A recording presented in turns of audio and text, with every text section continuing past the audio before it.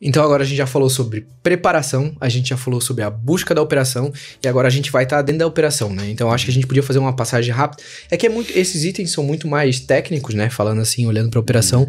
Mas eu acho que seria legal Não cabe num só, né? Não cabe só num vídeo. Eu tô vendo lá que o horário tá estourando. Não cabe só num vídeo, mas eles são bem interessantes e tem algumas pegadinhas, e principalmente nesse primeiro tópico, né? Que seria da avaliação do imóvel, né?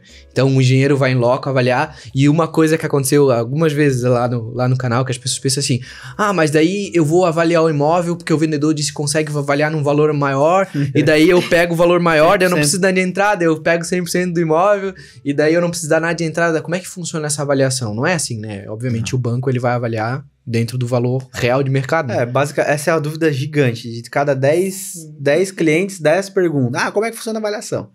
E aí tem a malandragem, né? O brasileiro sempre tem a malandragem. Mas assim, o banco, a instituição financeira, ele vai te emprestar um dinheiro e o imóvel vai ficar como uma garantia desse pagamento. Então a garantia fica para resguardar ele. Então ele não vai confiar no que tu fala, mas eu tenho um corretor de imóvel, eu posso mandar, eu faço essa avaliação, como é que funciona? Não posso dar um dinheiro para você confiando no que você fala que seu imóvel vale, né? Então por quê? Porque o brasileiro tem essa malandragem. Então na verdade a instituição financeira, ela vai contratar, né? Ela tem já acordo com empresas de engenharia, onde o engenheiro vai em loco fazer uma avaliação do imóvel e depois hoje inclusive internamente, não é mais nem o engenheiro, porque também teve lá atrás um problema do brasileiro, que ia lá o cara, lá o Alan, lá avaliar o imóvel. O Alan vinha com a camisa de bolso, assim, né? Aí eu vinha lá, Alan, meu imóvel, né? Eu botava um envelopezinho lá com 400 pila no bolso do Alan, né? Esse meu imóvel vale bem, né, Alan? Vale aí pra mim.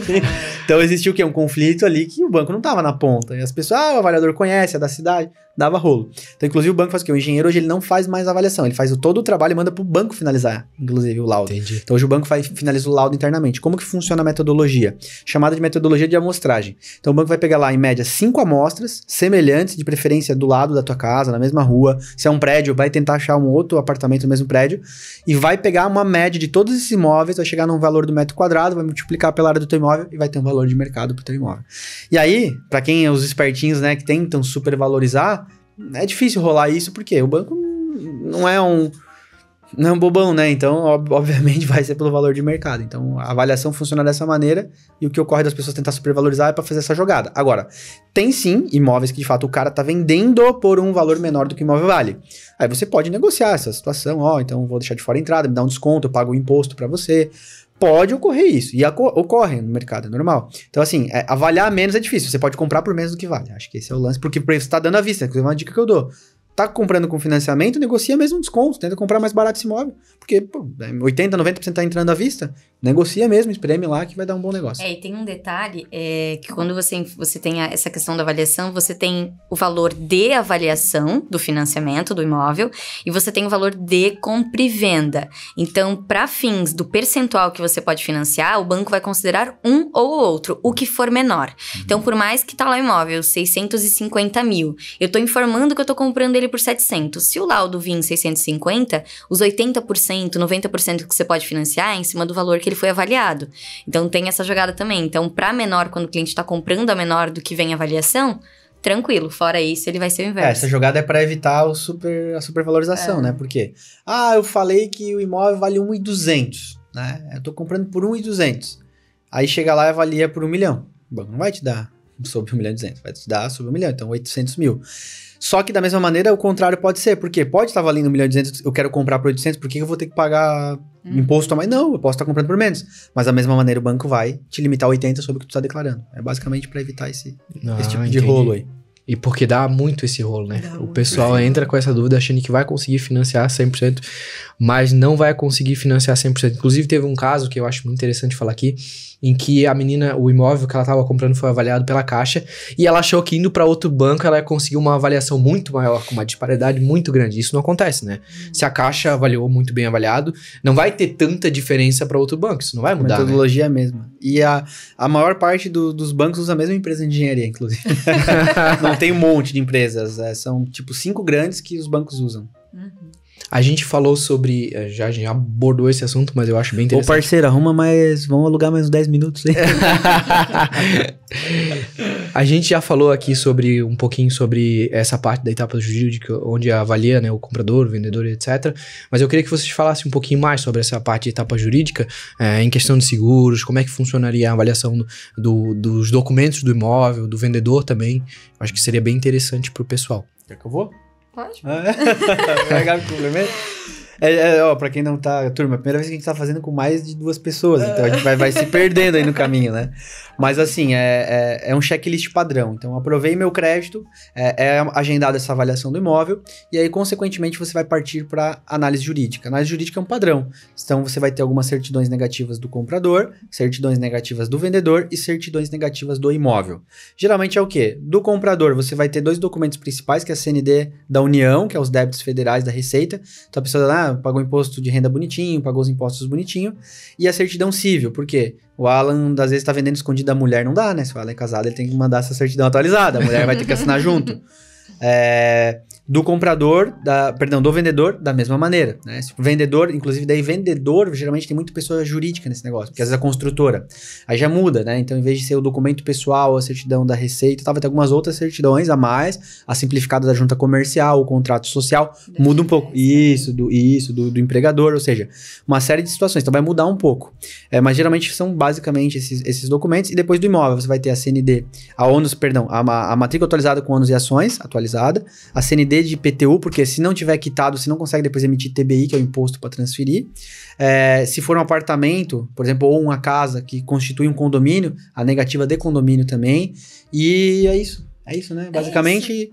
O que for recair, que possa gerar um risco para a garantia imobiliária no longo prazo, eles vão analisar. Isso. Então, quando é PJ, vão analisar trabalhista, né? O que pode cair sobre o imóvel, uma execução fiscal. Do comprador é realmente também certificar, né? Numa situação mínima ali, se tudo certo para ele adquirir. E pronto. E do imóvel, esse imóvel tá liberado mesmo, não tem nada que vai recair. Dívida de IPTU não dá, tem que estar quitadinho, tem que estar bonitinho. Dívida de condomínio também não dá. Uma dica legal sobre IPTU, até que eu vejo que a galera tem muita dúvida, mas eu tenho que quitar, como é que eu faço? Então assim, tanto também a CND da Receita, como é que funciona? Muitas certidões negativas, você tem assim, o que significa ser negativa? Que eu não tenho débito. Só que às vezes eu tenho um débito tão grande que não tô com grana para quitar. Então existe a possibilidade, isso é uma dica para quem precisa, né, vender ou comprar e precisa tirar uma certidão para agilizar o seu processo.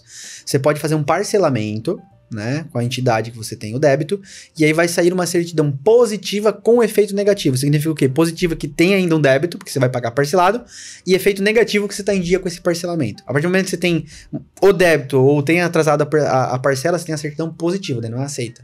Então você pode ter uma negativa positiva com efeito negativo. E vocês falaram sobre uma coisa que é o ITBI. Tem como fugir de imposto? Não tem como não pagar esse ITBI? Não, mas se for a primeira aquisição, ele tem direito a desconto. Já é uma... 50%. Já é 50% de desconto? Qualquer pessoa que vai fazer a primeira aquisição de imóvel. Tem regras, né? Primeira aquisição. Primeiro, o teu contrato tem que estar enquadrado dentro do SFH, então para pessoa física. Esquece jurídica, não vai ter esse benefício. Foi o que eu falei lá no começo. Então, pessoa física, dentro do SFH... Você pode, desde que o imóvel também não passe de um valor para ser enquadrado no SFH, não pode passar de 1,5 milhão, então apartamentos, casas acima de 1,5 milhão não tem mais desconto. Que você resida, comprove já uma residência no local ou trabalhe, então é para fim residencial, né? Eu sou um investidor, estou comprando imóvel lá. Não, você não vai ter desconto para quem vai morar. E também as questões ali em relação ao teu contrato. Então, se o teu contrato é no SFH e está nesse requisito, você enquadrou, você vai ter o desconto e que comprove que é a primeira aquisição. E não pode ter outro imóvel também, mesmo que seja primeiro financiamento, não é a primeira aquisição, não confundam. Eu já tenho um imóvel no meu nome naquela cidade, eu vou fazer um financiamento, você não vai ter desconto. Então é a primeira aquisição, não é o primeiro financiamento que você faz, é a primeira aquisição. Você tem direito ao desconto. Se tem como escapar, não tem. E inclusive, existe uma média entre cidades. O ITBI, que é o Imposto sobre Transmissão do Bem Imóvel, que é essa sigla que significa isso, é um imposto municipal. Então a galera às vezes não sabe como é que é. É na prefeitura da cidade do imóvel que você está comprando. E um detalhe bem interessante é que cada cidade tem uma alíquota. Então não é sempre igual. Uma cidade é 3, tem cidade que cobra, inclusive aqui em Balneário, ela é um percentual sobre o recurso próprio, que é da entrada, e um outro percentual sobre financiamento. Então muda. Não é um valor, entendeu? Então cada prefeitura vai ter a sua... Então na hora que você for comprar, já faz um pede pro corretor da tua confiança ou com a prefeitura como que funciona essa alíquota para você já ter uma noção. E quando o cliente financia essa despesa, o que o banco considera é 5% em cima da compra e venda. Então, ele calcula numa média nacional 3% para o ITBI e 2% para o cartório, que também entra nessa questão do desconto, né? Para a primeira aquisição, o cliente também vai ter um desconto no emolumento do cartório. E falando disso, o cartório é bem interessante. Se eu achar que o valor que estão me cobrando no cartório está acima da média, que deveria ser, como é que eu sei esse valor? Tem uma dica legal para isso. Uma dica muito legal para todo mundo, que a maior parte, inclusive, dos registros de imóveis, no site tem que ter uma tabela de emolumentos, tá? O que é a tabela de emolumentos? Você consegue conferir, inclusive eu estava falando ontem lá com a Júlia lá no escritório, ela estava com uma situação de um cliente e a gente achou um furo. E já fiz muitos clientes economizar dinheiro, muitos. Eu lembro de um porque o cartório foi 4 mil, né? 4 mil reais estavam cobrando errado. Por quê? Na verdade, a tabela de emolumentos é assim, ó. Para um registro de um financiamento, ele tem 2 atos. Ele tem a compra e venda, que é a transferência para o teu nome, e uma alienação fiduciária, que é a alienação do banco. E as duas têm valor financeiro. E aí existe uma tabela, que acima de, por exemplo, 200 mil reais é um teto. Não importa se é 1 milhão, 800 mil, não. Tem ali, de 50 a 100 mil, 100 mil, tem uma tabelinha com os valores. Então você consegue até montar o seu cálculo. Ah, então eu tô fazendo uma alienação acima de 200 e uma compra de 200. Ah, deu 1.600 reais. Eu tenho abertura de matrícula, eu tenho isso? Você consegue. Então, pra você saber se tá cobrando certo ou errado, se você estiver desconfiado, busque na tabela de emolumentos. E os cartórios, os registros de imóveis, eles são fiscalizados, eles respondem ao Estado. Então, todo Estado existe uma política de custo igual. Então, né, no Estado de Santa Catarina, eu tenho 2 cidades diferentes que... Não, é no Estado todo, São Paulo e assim por diante. Ah, show de bola. E agora, pensando que deu tudo certo na nossa operação, né? A gente conseguiu se preparar, a gente buscou, né, por especialista e a gente deu start na operação e deu tudo certo, né? O dinheiro, quando tem a liberação do recurso, ele vai pra mim? Aí depois eu dou pro vendedor? Como é que funciona? Eu posso... Não, se fosse, né? Dava o pinote, né?